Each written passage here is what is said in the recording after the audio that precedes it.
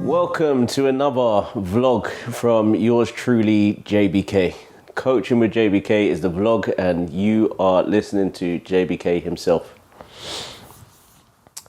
So, I'm going to be speaking on the women's game because, again, I'm a coach within the female game, and in fact, I'm enjoying my time. I'm so glad that for the first time in 19 years, we now have an English, and let me put this in context terms, the last English player to win a Player of the Year or FIFA World Player of the Year was Michael Owen. 2001. That was the last player to win it. So the fact that Lucy Bronze, you've gone and done it, well done. I'm just going to say that to you, well done. That's amazing. The fact that you've done it is, everybody can see what you've brought to the table. I was hoping that you could have won it in 2019, but you know what? You won it in 2020. Doesn't matter. You've got the title now as officially the best player in the world for 2020. Well done. But my issue is not about the best player in the world. In fact, it's about the club that I support and I love the most, Arsenal Women. Okay, so I think this is more of a context of Arsenal Women, but also the context of, if I look at it from a coaching point of view, I'm wondering if this is more about the era of women's football, the era. So, women's football has been gathering a lot of pace, and yes, it's slowed down over the last few months, just simply because of COVID, where we're going places and then all of a sudden things just seem to curtail. We're no longer really on. I don't think women's football is now pretty much being shown on TV.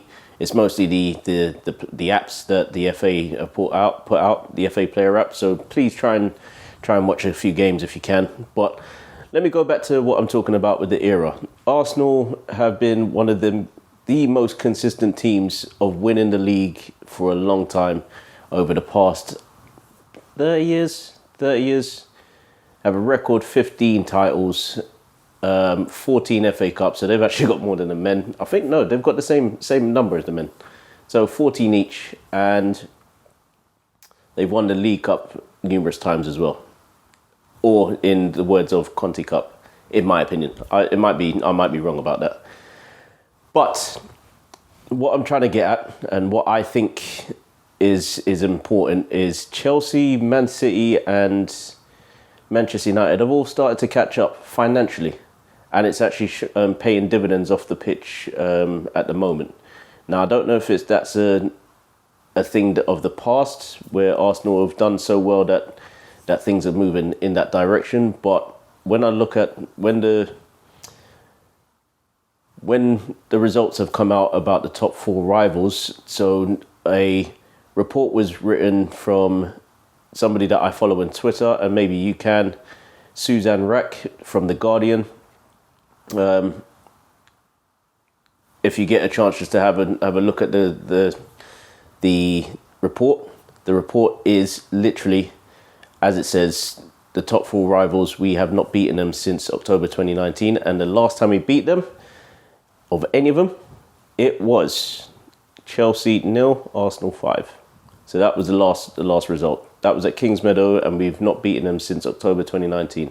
Since then, Chelsea have come back, and it might actually not be that one. It might be a year after that we beat Chelsea with that scoreline. But putting that to the side, Chelsea beat us 4-1 last season, just before the lockdown happened, and at the same time played them in the Conti Cup, and we lost 2-1.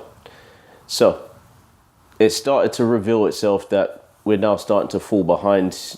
We haven't been able to sign any of the Australian, not Australian players, some of the bigger stars.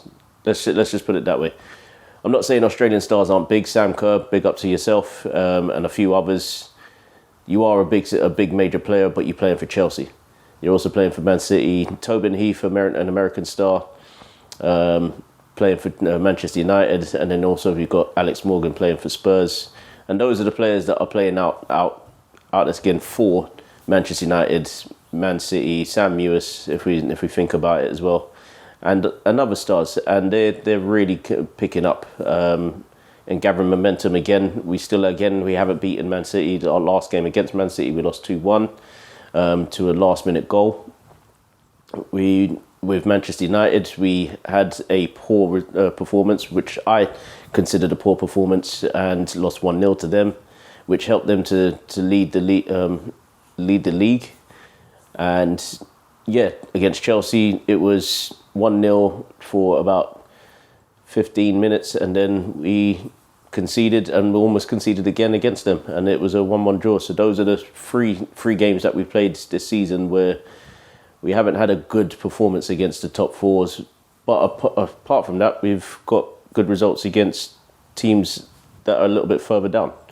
Now, I'm looking at that and I'm wondering if it's more of an era thing where financially the budgets within Manchester United, Manchester City, Chelsea have stretched a little bit, and it shows that they have a bit more spending power just to try and bring in the biggest names. Pernilla Harder is now at Chelsea.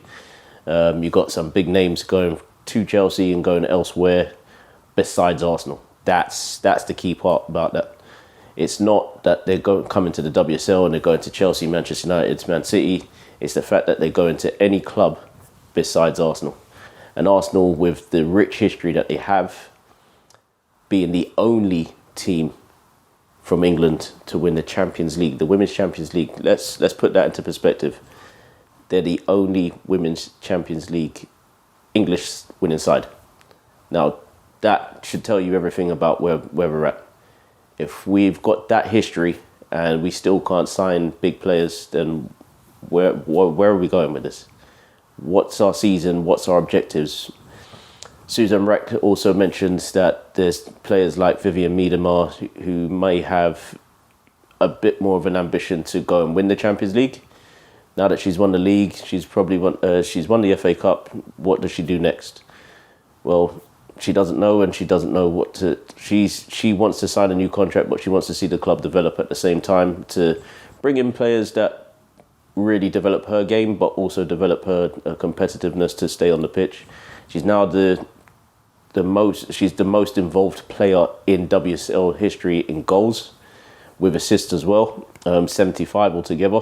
And hopefully she gets another one on Sunday against Everton. But at the same time, right now, we're not in that position. As we've seen today, Arsenal men's have lost 2-1 to Everton, and ironically, the Arsenal women are playing Everton tomorrow. So it's going to be an interesting game this weekend. I believe we've got to show a bit more hope that the season will be turned around and that we'll get a top four win. But at the moment, it's not looking like that's where we're going. And I don't know if it's an era thing, but I'm hoping it isn't. And if it is, then we've had one heck of a run. Just keeping afloat. We're not even keeping afloat, just basically being the standard bearer of women's football.